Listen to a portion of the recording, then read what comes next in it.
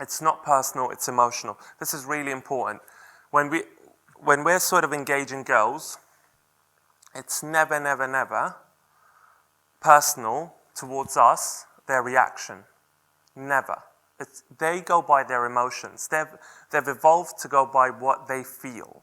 Okay? So it's just a reflection of who we are that day, right? Or who we are in that moment. It's just a little reflection of our status, our state. So this is why it's so important to warm up and to do things that add to your life. Because today will affect that girl you will meet in 3 months' time. And it's not emotional how she reacts to you. It's not personal how she reacts to you. This is the problem. This is when our egos muck things up for us a little bit. It's completely based on that instantaneous emotion she gets from you. So that's all it is. Once you understand that, you get to be a lot more chilled out about the way they sort of react.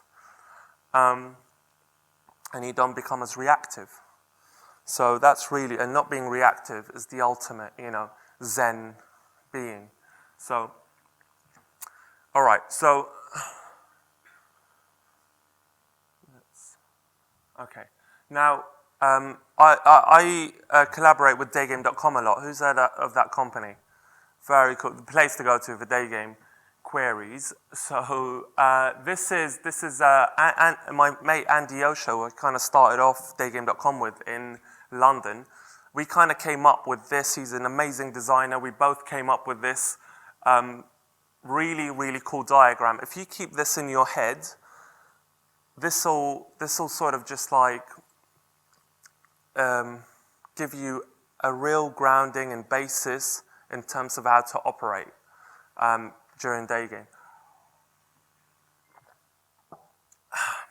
Right, so let's get to the practical stuff. You've warmed up, you've had a beautiful time, warming up, and you've got to go through these now.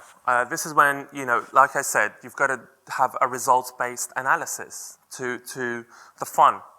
This is when the hard graft begins. So you do the attention snap. And what that means is when you go up to a girl, she's got no idea in Daygame what's going on. In club game, it's pretty set, isn't it? The parameters are set. Everyone knows what they're doing. She's not wearing that dress. She's not piled on all that makeup for no reason. She's going in there. She knows she'll be hit on, and it's totally game on, But in Daygame, she's completely off guard. She's got no idea what's going on, and you've got to. But what's great about women is within seconds, they'll know the full story. Within seconds of looking into her eye, she knows she's being hit on. And whether that you're projecting a good bit of yourself or that she might be into or not, that's another question. But the attention snap, it's just so important, because that kind of,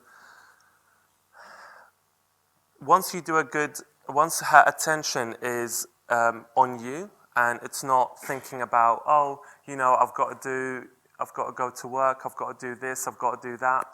Once her attention is completely focused on you, which it should be with a strong vibe, once you go in there with a strong vibe, it will be focused on you. You're her world. That's the idea, basically. I'll talk you through the elements that go into that, but basically the idea is she forgets about everything. You know that sort of background noise that we all have in our heads, the screensaver for that day, whatever it is, whatever we're thinking about? That kind of is, like that's blown out of the water. You're now her world, okay, for those few seconds. What you do with it is another matter, but you've got to start off that way. Okay, now prehistory. This is a very simple sort of just laying down the law for her, just telling her what's going on, really. So my one is, I literally just saw you over there, wherever it may be, or I just saw you crossing over from the other side of the road, or I just saw you doing this, I just saw you doing that, and I had to come over and say, I thought you looked really nice. It could be as simple as that. The reason it's so simple is because you don't want to complicate things, because it's already a little bit of a crazy thing you're doing. The reason in nightclubs you need like crazy openers and impressive like little tricks here and there is because, you know, the girl knows what's going on. So you need to amplify things a little bit, you know? But in Daygame, you kind of have to tone it down a little bit. It's kind of the opposite. They're completely different animals. What you've got to realize is she is not in the mindset of being picked up. So you say a really simple, nice, easygoing sentence like, I literally saw you and I had to come over and say, I thought you look really nice. You'll see in the clip I play. It's very easygoing, but anything more than that, anything more complicated than that, then her brain is like on overdrive. It's like, what the fuck, what the fuck, what the fuck? So you've got to calm things down, right? Because it's already, can you appreciate how it's already a bit of out of the blue thing, you know? So that's why you've got to keep it so simple. All right, observational statement. That is basically anything you've observed about her. It could be a walk. It could be, I wouldn't mention her walk if it's a bad walk, don't mention it. Just if it's a good walk, just say I love how stylish it is. Don't approach any girls with bad walks. That's not a good vibe anyway.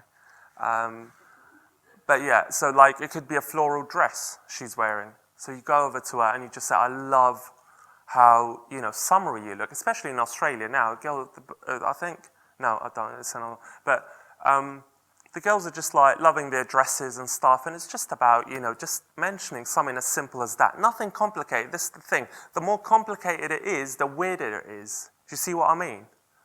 Because it's like, whoa, you're just going, you're already doing such an amazing, outlandish thing by just going over to her. And especially the way I do it, which is, you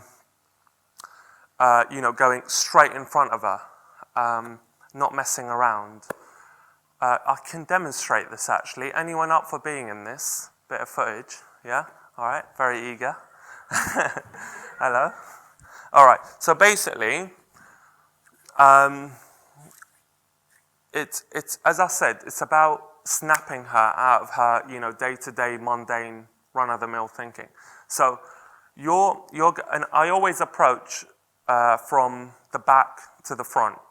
So even if they're coming towards me, so if you're coming towards me, I might, if she gives me a bit of eye contact, it's even better, but I let her go. I don't just say, hey. Unless you're on a beach and, you know, you're in, what's this area in Australia, Cairns or something? If you're like in an area where everyone's partying and maybe in Croatia or something where people are just like on a promenade, just walking around, sure, that's different, but 95% of cases, I would let them go. And so I would let him go. Her, definitely. We haven't got much space, so so she's walking at this point, so stand there, and so I've let her go, and she keeps walking. No, don't keep walking, right? So what I do is, I go like that, depending, I've got a pace, her pace, this is very individual, this bit. If she's walking really fast, then I've got to like run in front of her a little bit and come in a little bit more, you know, with a bit more space, right? But if she's just ambling along, then I'll sort of amble into her view. So, okay, let's just do it properly. Let's try and keep within there. All right. So I'll go, hey, sorry, can I just tell you something really quickly? And I've kind of spread my body language a little bit, but the most important thing is, what I found, this is the most, after years of doing it, this is completely the most effective way, bar none, because this is how mates talk to each other. Body language precedes thought, so that's what I found out. This is how mates interact. This is not how mates interact. This is, when you're comfortable with someone, this is not how you interact, right? So you can't end up in any other position, forget it if you do, you've got to end up in this position. Eye contact, right, piercing into her, and literally, I just saw you, And I just thought, and you don't break eye contact for about a good 20 seconds at least. You might break it for 1 second and then you go back on it. In the beginning, eye contact is so crucial. So it's literally like, hey,